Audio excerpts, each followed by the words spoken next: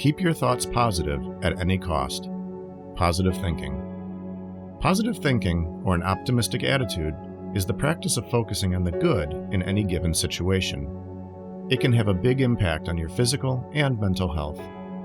That doesn't mean you ignore reality or make light of problems. It simply means you approach the good and the bad in life with the expectation that things will go well. Many studies have looked at the role of optimism and positive thinking in mental and physical health. It's not always clear which comes first, the mindset or the benefits, but there is no downside to staying upbeat. Some physical benefits may include longer lifespan, lower chance of having a heart attack, better physical health, greater resistance to illness such as the common cold, lower blood pressure, better stress management, better pain tolerance. The mental benefits may include more creativity, greater problem-solving skill, clearer thinking, better mood, better coping skills, and less depression. When people in one study were exposed to the flu and common cold, those with positive outlook were less likely to get sick and reported fewer symptoms. During another study, women who were more optimistic were less likely to die from cancer, heart disease, stroke, respiratory disease, and infection. And in a study of people over the age of 50, those who had more positive thoughts about aging lived longer. They also had less stress-related inflammation, which shows one possible link between their thoughts and health. People with a positive outlook may be more likely to live a healthy lifestyle since they have a more hopeful view of the future. But researchers took that into account, and the results still held. That all sounds great, right? But what if you're naturally more pessimistic, meaning that you tend to expect the worst? No worries. It may help to see this positive thinking as a skill you can learn and benefit from, rather than a personality trait you either have or you don't. There's research on this too.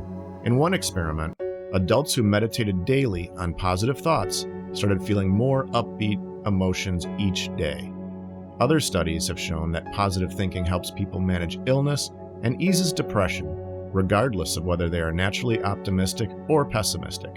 Before you put positive thinking into practice, look for any negative thoughts that may be running through your mind. These include a bad filter. Do you overlook the good things about a situation and get wrapped up in the negatives? For example, you enjoy a fun dinner out with friends, but the restaurant gets your bill wrong at the end of the night. You leave feeling annoyed and frustrated, forgetting about the good time you had. Taking the blame. Do you tend to take on the blame for something bad or disappointing that happens? For example, a friend declines an invitation from you, so you assume it's because they don't want to spend time with you. Predicting disaster. This means you have one setback and then expect the worst to happen. For example, your car won't start in the morning, so you think the rest of your day is destined to be doomed. Black and white thinking. Do you see things as either good or bad with no middle ground? In this mindset, if things aren't perfect, they're automatically bad. When you notice a negative thought, try to stop it and shift your focus to the positive. Think rationally about your situation. Think rationally about the situation. If it helps you to let go, you can give yourself and those around you grace. You can still hold them accountable for their actions. Your negative thoughts won't go away overnight, but with practice, you can train yourself to have a more positive outlook. Remember, you aren't overlooking the facts. You're just including those that are good. Once you have a handle on negative thinking, it's time to play up the positive. Try these ways to do that. Smile more. In a study, people who smiled or even fake smiled while doing a stressful task felt more positive afterwards than those who wore a neutral expression. You'll benefit more if the smile is genuine though, so look for humor and spend time with people or things that make you laugh. Reframe your situation. When something bad happens that's out of your control, instead of getting upset, try to appreciate the good parts of the situation. For example, instead of stressing about a traffic jam, recall how convenient it is to have a car. Use the time that you're stuck behind the wheel to listen to music or a program you enjoy. Keep a gratitude journal. This may sound cheesy, but when you sit down each day or week to write down the things you're thankful for, you're forced to pay attention to the good in your life. A study found that people who kept gratitude journals felt more thankful, positive, and optimistic about the future. They also slept better. Picture your best possible future. Think in detail about a bright vision for your future.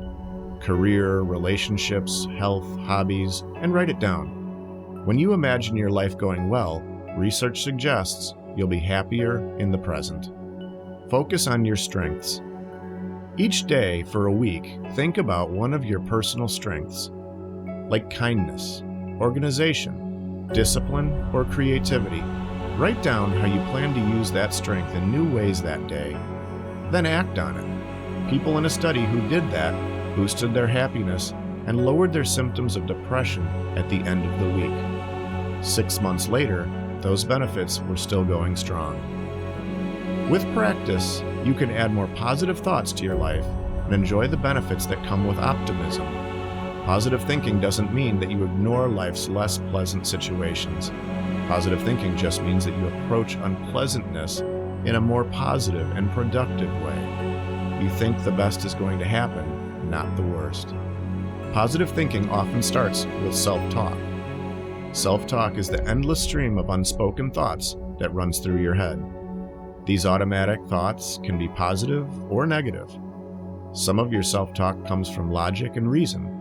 Other self-talk may arise from misconceptions that you create because of lack of information or expectations due to preconceived ideas of what may happen. If the thoughts that run through your head are mostly negative, your outlook on life is more likely pessimistic. If your thoughts are mostly positive, you're likely an optimist, someone who practices positive thinking. Researchers continue to explore the effect of positive thinking and optimism on health. Health benefits that positive thinking may provide include increased lifespan, lower rates of depression, lower levels of distress and pain, greater resistance to illness, better psychological and physical well-being, better cardiovascular health and reduced risk of death from cardiovascular disease and stroke, reduced risk of death from cancer, reduced risk of death from respiratory conditions, reduced risk of death from infections, and better coping skills during hardships and times of stress. It's unclear why people who engage in positive thinking experience these health benefits.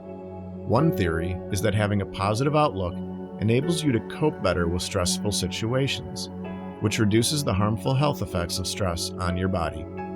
It's also thought that positive and optimistic people tend to live healthier lifestyles.